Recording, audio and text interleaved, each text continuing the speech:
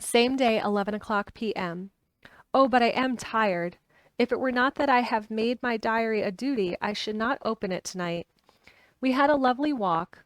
Lucy, after a while, was in gay spirits, owing, I think, to some dear cows who came nosing towards us in a field close to the lighthouse, and frightened the wits out of us. I believe we forgot everything except, of course, personal fear, and it seemed to wipe the slate clean and give us a fresh start. We had a capital severe tea at Robin Hood's Bay in a sweet little old-fashioned inn, with a bow window right over the seaweed-covered rocks of the Strand. I believe we should have shocked the new woman with our appetites. Men are more tolerant, bless them. Then we walked home with some or rather many stoppages to rest, and with our hearts full of a constant dread of wild bulls. Lucy was really tired, and we intended to creep off to bed as soon as we could. The young curate came in, however, and Miss Westenra asked him to stay for supper. Lucy and I had both a fight for it with the dusty miller. I know it was a hard fight on my part, and I am quite heroic. I think that some day the bishops must get together and see about breeding up a new class of curates who don't take supper, no matter how they may be pressed to, and who will know when girls are tired. Lucy is asleep and breathing softly. She has more color in her cheeks than usual and looks oh so sweet. If Mr. Holmwood fell in love with her, seeing her only in the drawing-room, I wonder what he would say if he could see her now. Some of the new women writers will some day start an idea that men and women should be allowed to see each other asleep before proposing or accepting. But I suppose the new woman won't condescend in future to accept it. She will do the proposing herself, and a nice job she will make of it too. There's some consolation in that. I am so happy tonight because dear Lucy seems better. I really believe she has turned the corner, and that we are over her troubles with dreaming. I should be quite happy if I only knew of Jonathan, God bless and keep him. 11th of August, 3 a.m. Diary again. No sleep now, so I may as well write. I am too agitated to sleep. We have had such an adventure, such an agonizing experience. I fell asleep as soon as I had closed my diary. Suddenly I became broad awake and sat up with a terrible sense of fear upon me, and of some feeling of emptiness around me. The room was dark, so I could not see Lucy's bed. I stole across and felt for her. The bed was empty. I lit a match and found that she was not in the room. The door was shut but not locked, as I had left it. I feared to wake her mother, who has been more than usually ill lately, so threw on some clothes and got ready to look for her. As I was leaving the room, it struck me that the clothes she wore might give me some clue to her dreaming intention. Dressing gown would mean house, dress outside. Dressing gown and dress were both in their places. Thank God, I said to myself, she cannot be far, as she is only in her nightdress. I ran downstairs and looked in the sitting room. Not there. Then I looked in all the other rooms of the house, with an ever-growing fear chilling my heart. Finally, I came to the hall door and found it open. It was not wide open, but the catch of the lock had not caught. The people of the house are careful to lock the door every night, so I feared that Lucy must have gone out as she was. There was no time to think of what might happen. A vague, overmastering fear obscured all details. I took a big, heavy shawl and ran out. The clock was striking 1 as I was in the crescent, and there was not a soul in sight. I ran along the north terrace, but could see no signs of the white figure which I expected. At the edge of the west coast above the pier, I looked across the harbor to the east cliff, in the hope or fear, I don't know which, of seeing Lucy in our favorite seat. There was a bright full moon with heavy black driving clouds, which threw the whole scene into a fleeting diorama of light and shade as they sailed across. For a moment or two I could see nothing, as the shadow of a cloud obscured St. Mary's Church, and all around it. Then, as the cloud passed, I could see the ruins of the abbey coming into view, and as the edge of a narrow band of light as sharp as a sword cut, moving across, the church in the courtyard became gradually visible. Whatever my expectation was, it was not disappointed, for there, on our favorite seat, the silver light of the moon struck a half-reclining figure, snowy white. The coming of the cloud was too quick for me to see much, for shadow shut down on light almost immediately, but it seemed to me as though something dark stood behind the seat where the white figure shone, and bent over it. What it was, whether man or beast, I could not tell. I did not wait to catch another glance, but flew down the steep steps to the pier and along by the fish market to the bridge, which was the only way to reach the east cliff. The town seemed as dead, for not a soul did I see. I rejoiced that it was so, for I wanted no witness of poor Lucy's condition. The time and distance seemed endless, and my knees trembled, and my breath came labored as I toiled up the endless steps to the abbey. I must have gone fast, and yet it seemed to me as if my feet were weighted with lead, and as though every joint in my body were rusty. When I got almost to the top, I could see the seat and the white figure, for I was now close enough to distinguish it even through the spells of shadow. There was undoubtedly something long and black bending over the half-reclined white figure. I called in fright, "Lucy! Lucy!" And something raised a head, and from where I was I could see a white face and red gleaming eyes. Lucy did not answer, and I ran on the entrance of the churchyard. As I entered, the church was between me and the seat, and for a minute or so I lost sight of her. When I came in view again, the cloud had passed, and the moonlight struck so brilliantly that I could see Lucy half reclined, with her head lying over the back of the seat. She was quite alone, and there was not a sign of any living thing about. When I bent over her, I could see that she was still asleep. Her lips were parted, and she was breathing, not softly as usual with her, but in long, heavy gasps, as though striving to get her lungs full at every breath. As I came close, she put up her hand in her sleep and pulled the collar of her nightdress close around her throat. While she did so, there came a little shudder through her, as though she felt the cold. I flung the warm shawl over her and drew the edges tight round her neck, for I dreaded lest she get some deadly chill from the night air, unclad as she was.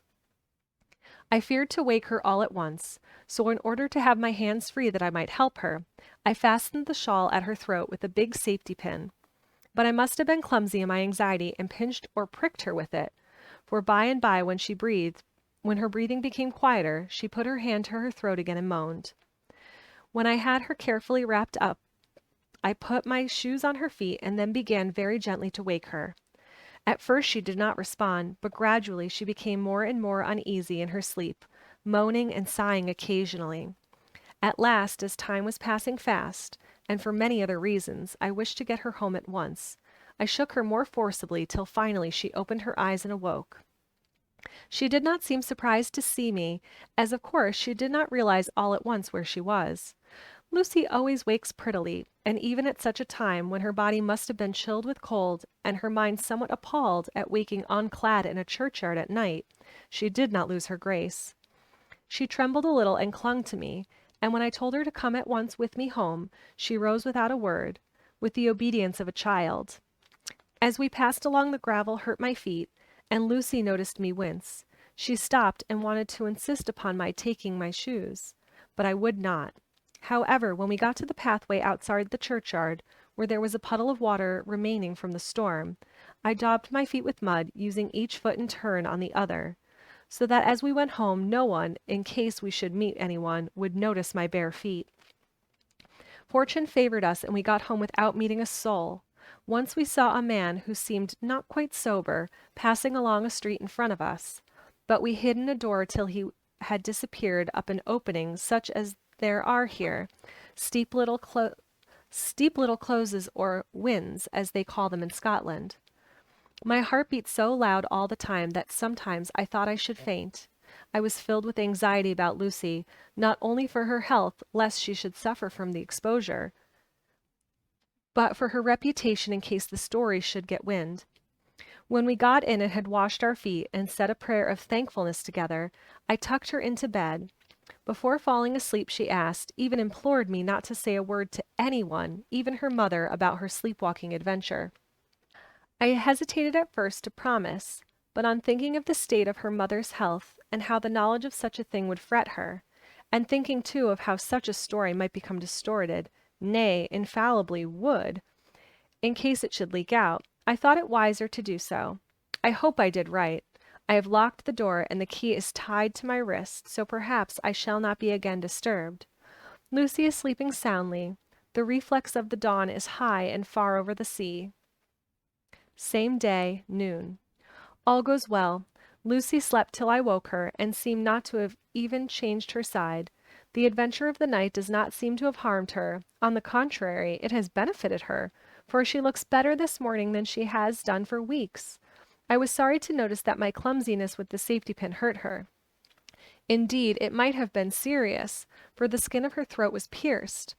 I must have pinched up a loose piece of skin and have transfixed it, for there were two little red points like pinpricks, and on the band of her nightdress was a drop of blood.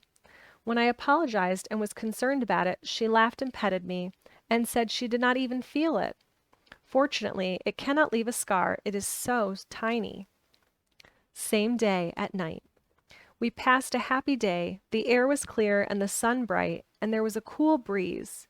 We took our lunch to Mulgrave Woods, Mrs. Westenra driving by the road, and Lucy and I walking by the cliff path, and joining her at the gate. I felt a little sad myself, for I could not but feel how absolutely happy it would have been had Jonathan been with me. But there, I must only be patient. In the evening we strolled in the casino terrace and heard some good music by Soper and Mackenzie, and went to bed early. Lucy seems more restful than she has been for some time, and fell asleep at once. I shall lock the door and secure the key the same as before, though I do not expect any trouble tonight. Oh, thank you. 12th of August. My expectations were strong, for twice during the night I was wakened by Lucy trying to get out. She seemed even in her sleep to be a little impatient at finding the door shut, and went back to bed under a sort of protest. I woke with the dawn and heard the birds chirping outside of the window. Lucy woke too, and, I was glad to see, was even better than on the previous morning. All her old gaiety of manner seemed to have come back, and she came and snuggled in beside me, and told me all about Arthur. I told her how anxious I was about Jonathan, and then she tried to comfort me. Well, she succeeded somewhat, for though sympathy can't alter facts, it can help to make them more bearable. 13th of August.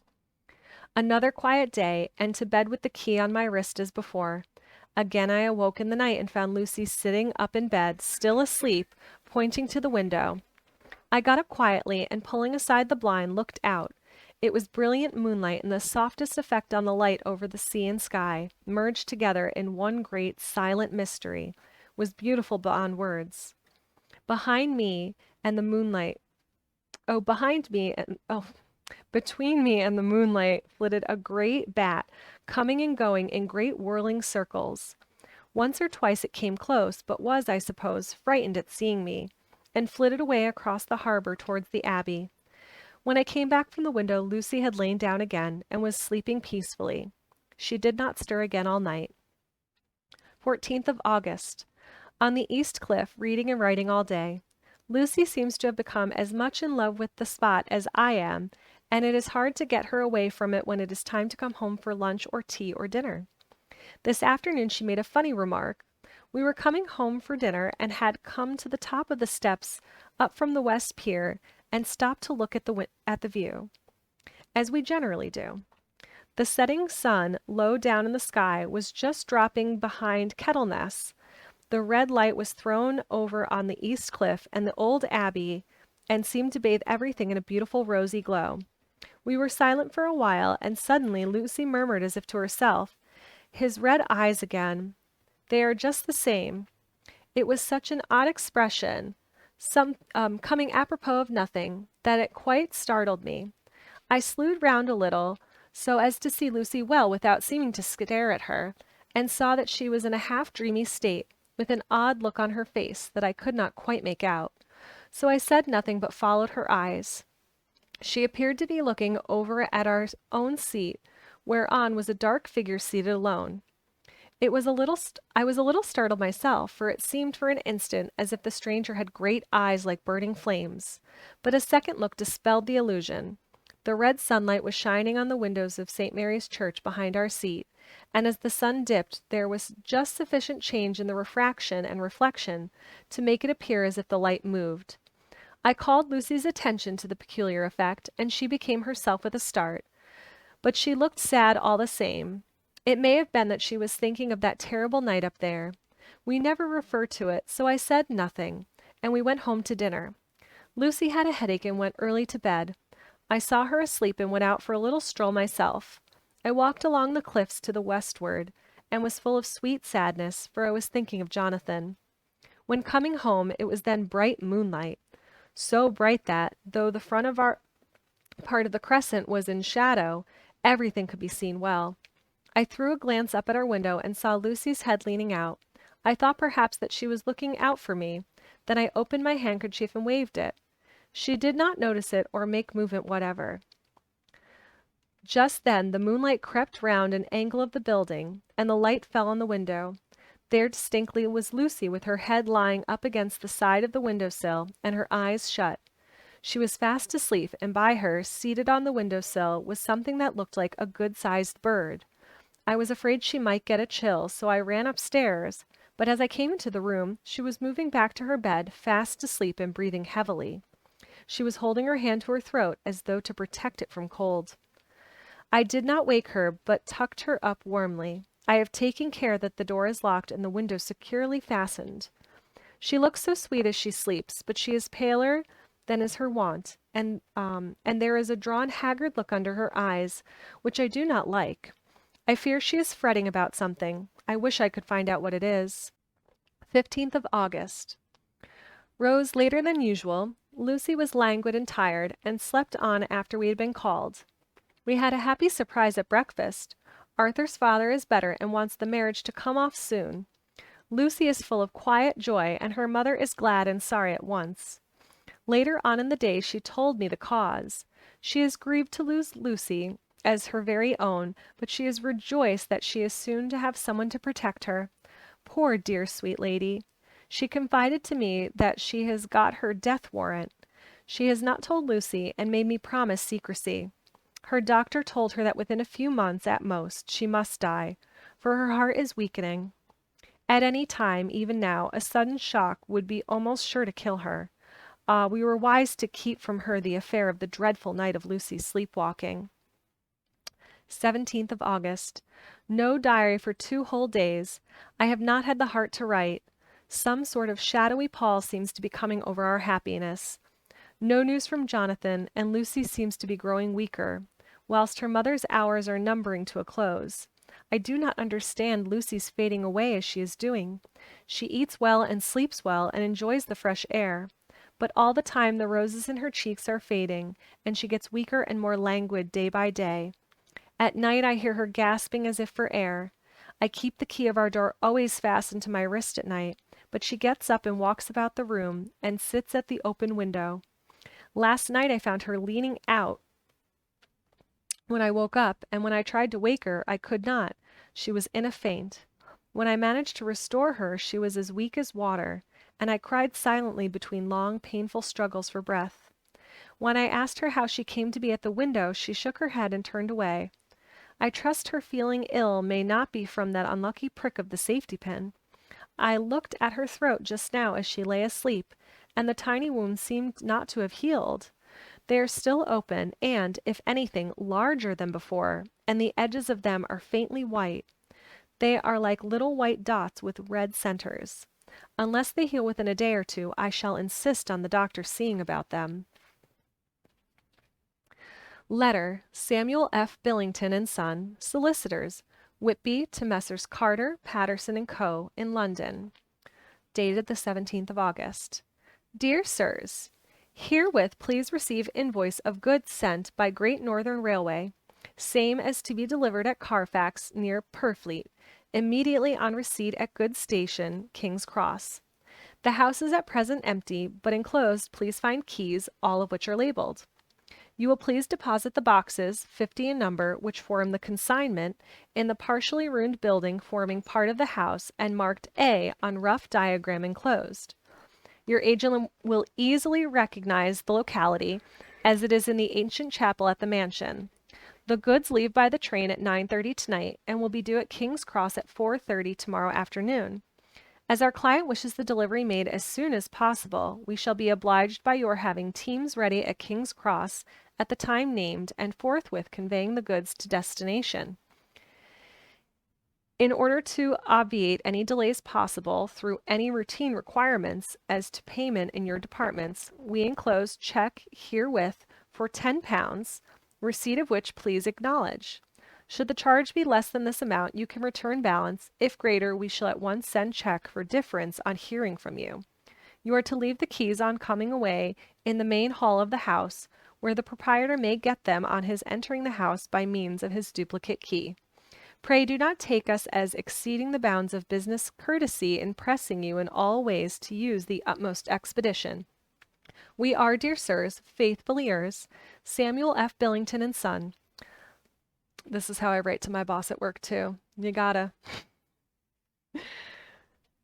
Letter, Messrs. Carter, Patterson and Co., London, to Messrs. Billington and Son, Whitby, dated the 21st of August. Dear Sirs, we beg to acknowledge the £10 received and to return check for £1, 17S9D. I don't know European money at this time. Amount of overplus, as shown in receipt, account herewith. Goods are delivered in exact accordance with instructions, and keys left in parcel in main hall as directed. We are, dear sirs, yours respectfully, Pro Carter, Patterson and Co. Mina Murray's Journal, 18th of August. I am unhappy today, and write sitting on the seat in the churchyard. Lucy is ever so much better. Last night she slept all night and did not disturb me once. The roses seem coming back already to her cheeks, though she is still sadly pale and wan-looking. If she were in any way anemic, I could understand it, but she is not. She is in gay spirits and full of life and cheerfulness.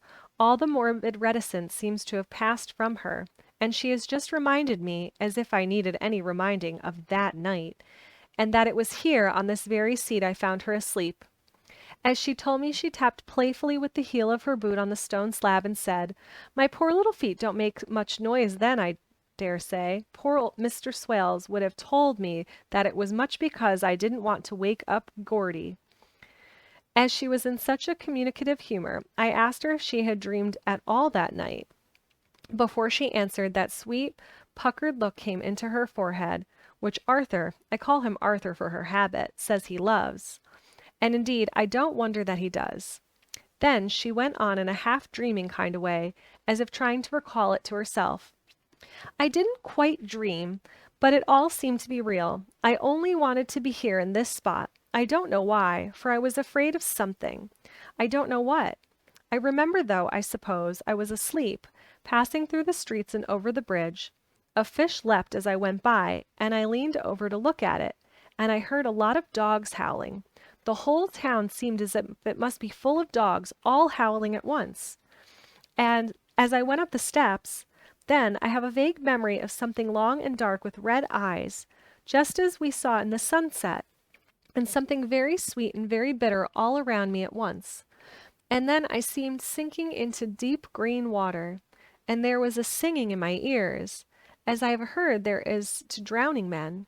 And then everything seemed passing away from me. My soul seemed to go out from my body and float about the air. I seem to remember that once the West Lighthouse was right under me, and then there was a sort of agonizing feeling, as if I were in an earthquake, and I came back and found you shaking my body. I saw you do it before I felt you." Then she began to laugh. It seemed a little uncanny to me, and I listened to her breathlessly. I did not quite like it, and thought it better not to keep her mind on the subject, so we drifted on to other subjects, and Lucy was like her old self again. When we got home, the fresh breeze had braced her up, and her pale cheeks were really more rosy. Her mother rejoiced when she saw her, and we all spent a very happy evening together. 19th of August. Joy, joy, joy, although not all joy. At last news of Jonathan. The dear fellow has been ill. That is why he did not write. I am not afraid to think it or to say it, now that I know. Mr. Hawkins sent me on the letter, and wrote himself, oh, so kindly. I am to leave in the morning and go over to Jonathan, and to help to nurse him if necessary, and to bring him home. Mr. Hawkins says it would not be a bad thing if we were to be married out there. I have cried over the good sister's letters till I can feel it wet against my bosom, where it lies. It is of Jonathan, and must be my next heart, for he is in my heart. My journey is all mapped out and my luggage ready. I am only taking one change of dress. Lucy will bring my trunk to London and keep it till I send for it. For it may be that I must write no more. I must keep it to say to Jonathan, my husband, the letter that he has sent and touched most comfort me till we meet. Letter, Sister Agatha, Hospital of St. Joseph and St. Mary, Budapest, to Miss Wilhelmina Murray. Dated the 12th of August. Dear Madam, I write by desire of Mr. Jonathan Harker, who is himself not strong enough to write, though progressing well, thanks to God and St. Joseph and St. Mary. He has been under our care nearly 6 weeks, suffering from a violent brain fever.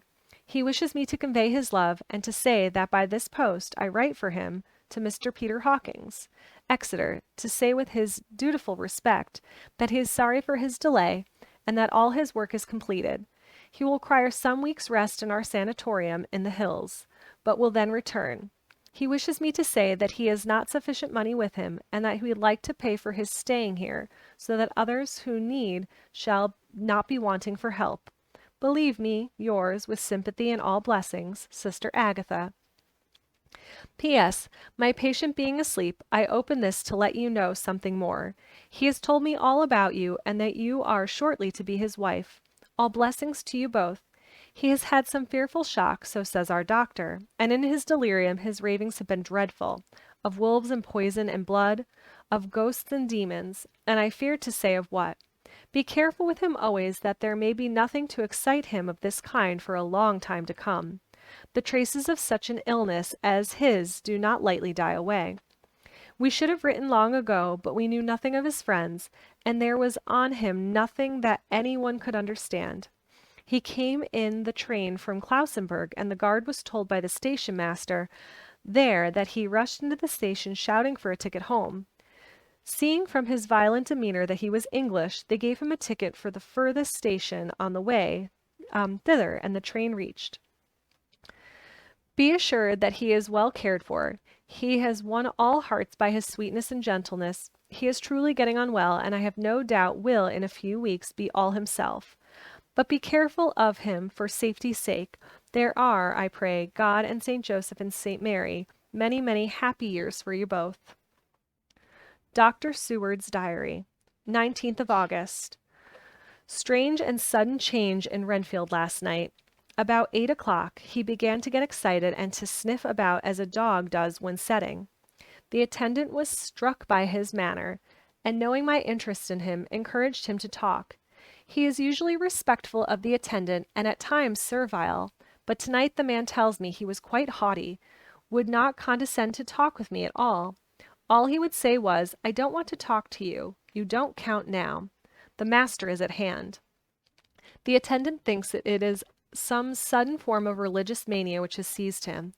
If so, we must look out our squalls, for a strong man with homicidal and religious mania at once might be dangerous.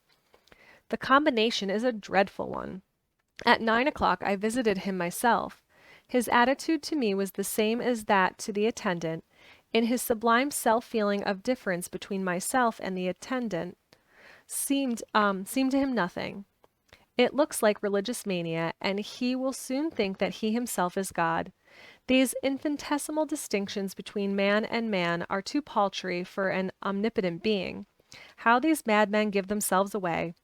The real God taketh heed lest a sparrow fall, but the God created from human vanity sees no difference between an eagle and a sparrow. Oh, if men only knew! For half an hour or more, Renfield kept getting excited in greater and greater degree. I did not pretend to be watching him, but I kept strict observation all the time. All at once that shifty look came into his eyes, which we always see when a madman has seized an idea, and with it the shifty movements of his head and back which asylum attendants come to know so well. He became quite quiet, and went and sat on the edge of the bed resignedly, and looked into space with lackluster eyes. I thought I would find out if his apathy were real or only assumed, and tried to lead him to talk of his pets, a theme which had never failed to excite his attention. At first he made no reply, but at length said testily, "Bother them all, I don't care a pin about them." "What?" I said. You don't mean to tell me you don't care about spiders? Spiders at present are his hobby, and the notebook is filling up with columns of small figures. To this he answered enigmatically, "The bridemaidens rejoice, the eyes that wait the coming of the bride. But when the bride draweth nigh, then the maidens shine not on the eyes that are filled." He would not explain himself, but remained obstinately seated on his bed all the time I remained with him. I am weary tonight and low in spirits. I cannot but think of Lucy and how different things might have been. If I don't sleep at once, chloral, the modern Morpheus, C2HCl3O H2O. I must be careful not to let it grow into a habit. No, I shall take none tonight. I have thought of Lucy, and I shall not dishonor her by mixing the two. If need be, tonight shall be sleepless. Glad I made the resolution, gladder that I kept it. I had lain tossing about and had heard the clock strike only twice, when the night watchman came to me, sent up from the ward to say that Renfield had escaped. I threw on my clothes and ran down at once. My patient is too dangerous a person to be roaming about. Those ideas of his might work out dangerously with strangers. The attendant was waiting for me. He said he had not seen him 10 minutes before, seemingly asleep on his bed, when he looked through the observation trap in the door. His attention was called by the sound of the window being wrenched out. He ran back and saw his feet disappear through the window, and had at once sent up for me. He was only in his night gear and cannot be far off. The attendant thought it would be useful to watch where he should go, then to follow him, as he might lose sight of him whilst trying to get out of the building by the door. He is a bulky man and couldn't get through the window. I am thin, so, with his aid, I got out, but feet foremost, and as we were only a few feet above ground, landed unhurt. The attendant told me the patient had gone to the left and had taken a straight line, so I ran as quickly as I could. As I got through the belt of trees, I saw a white figure scale the high wall which separates our grounds from those of the deserted house.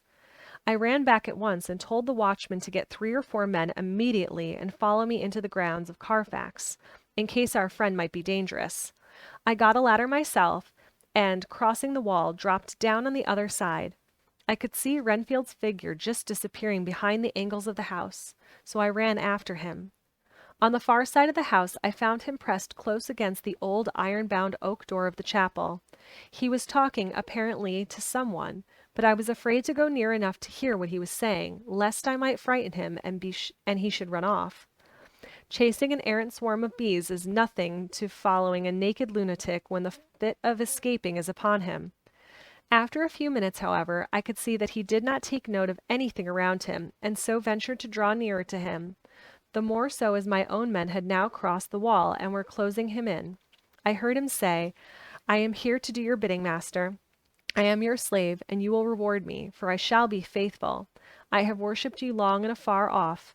Now that you are near, I await your command, and you will not pass me by. Will you, my dear master, in your distribution of good things?" He is a selfish old beggar, anyhow. He thinks of the loaves and fishes even when he believes he is in a real presence. His manias make a startling combination. When we closed in on him, he fought like a tiger. He is immensely strong, and he was more like a wild beast than a man. I never saw a lunatic in such a paroxysm of rage before, and I hope I shall not again. It is a mercy that we have found out his strength and his danger in good time. With strength and determination like his, he might have done wild work before he was caged. He is safe now at any rate. Jack Sheppard himself could not get free from the strait waistcoat that keeps him restrained, and he's chained to the wall in a padded room. His cries are at times awful. The silences that follow are more deadly still, for he means murder in every turn and movement. Just now he spoke coherent words for the first time. "I shall be patient, master. It is coming, coming, coming." So I took the hint and came to. I was too excited to sleep, but this diary has quieted me, and I feel I shall get some sleep tonight.